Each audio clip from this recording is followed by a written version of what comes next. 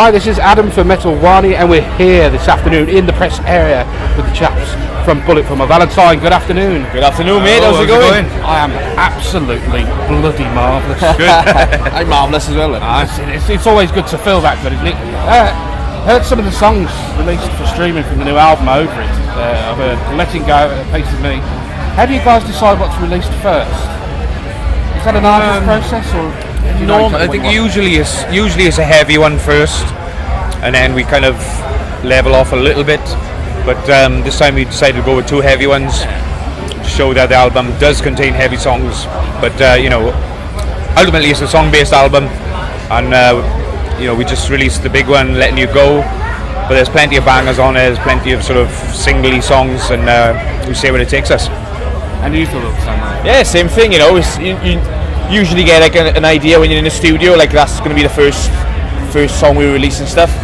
And I think we just done that with this album. You get a clear picture, and like Padge said, it's usually like the heaviest. Not the heaviest, but something that'll catch someone's attention straight away. You know what I mean? And that's why we released over it first. Grab them by the balls the first time. Well, yeah, exactly. Yeah, absolutely. Since your prestigious debut record, Bullet demonstrated the desire to expand the range whilst retaining your roots within each successive album.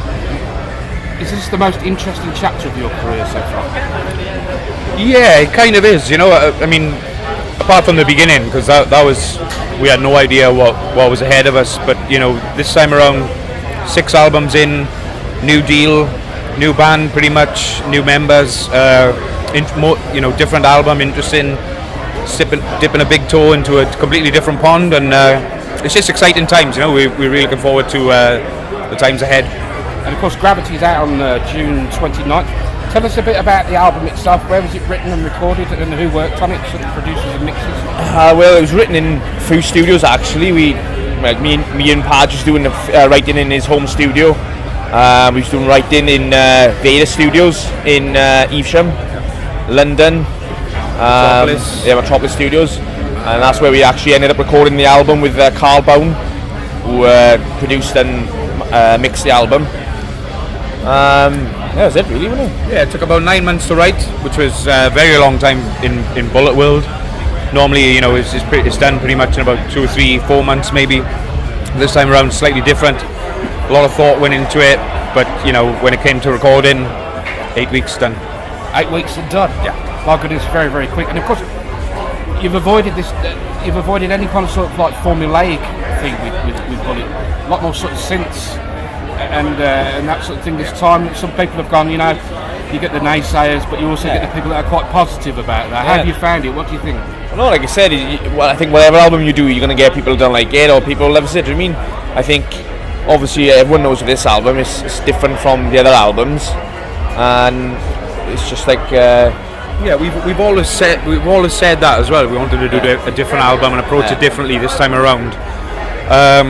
We were kind of unsure when we started writing the album, because we had a few ideas going on. No, we should try adding something like this and write in different ways instead of writing on a guitar. We'd write on like a piano or something. And at first, especially me and Padge, we were kind of like, we're quite unsure about this, like.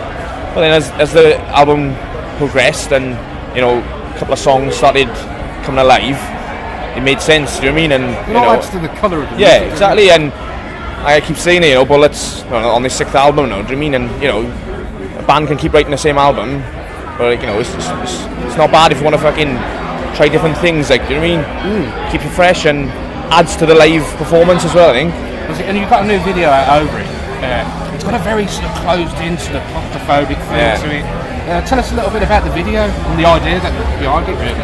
Well, the original video we shot in LA, and it didn't get used. Oh right, okay. So it was kind of like we just turned up to London and we shot with Stuart Birchall, who did a couple of the other videos on Venom, and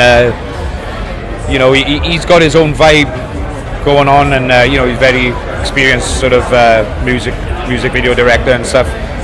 But we just shot that. We actually shot 2. Yeah, we did Letting You Go with him as well, and that one turned out really well. But yeah, like Jamie said, the first one we did was in LA, and just something wasn't quite right about it. So was it completely different from this one? Yeah. But with the whole process of this album, we've completely been vetting along the way and making sure that everything is right and everything's how we want it, you know. So, as a band, is it very important for you guys to know how it's going to be received by the fans? Before you, like you say, every single stage of the process, you're managing and you're monitoring. Is it important for you guys to make sure this is it? The fans are going to love this. This is what we're going to put out. I don't know. It's like I think it is, because ultimately it's your legacy that you're leaving behind, you know. And if one thing isn't right because of the state of the music industry at the moment and how fast and quick things are moving with the internet, you've got to keep the listener sort of interested. And if you don't do that, you know, someone else come along and they'll be straight on to them. So I guess it's hence like you release 1 or 2 tracks off the album on iTunes as much to give it a bit of a sneak preview, give them a taste of what maybe the album may be. Absolutely.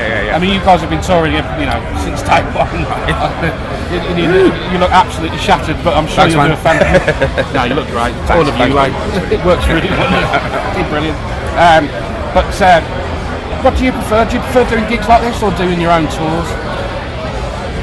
it's nice. It's a nice change to balance yourself out, because I love like doing our own headline shows. You can add, you know, more songs and like yourself, it's our own show. Do you know what I mean? But then it's also nice then coming to do festivals, especially in Europe. It's just something about it, like really something special about European festivals, and obviously download, like, do you know what I mean? Yeah. But there's a lot of history with this festival, and you know, it's quite prestigious. And I think this one, so far on this little festival run, I'm kind of fucking nervous, you know. And it's like, but I don't know why. Well, we're just saying, because it's a home show. We've got our family here, because, like I said, we've been on the road for months, like. And it does add to the pressure, do you know what I mean? Because, you know, in the back of your mind, you are playing, you know, you're playing in front of, like, I don't know, 70,000 people.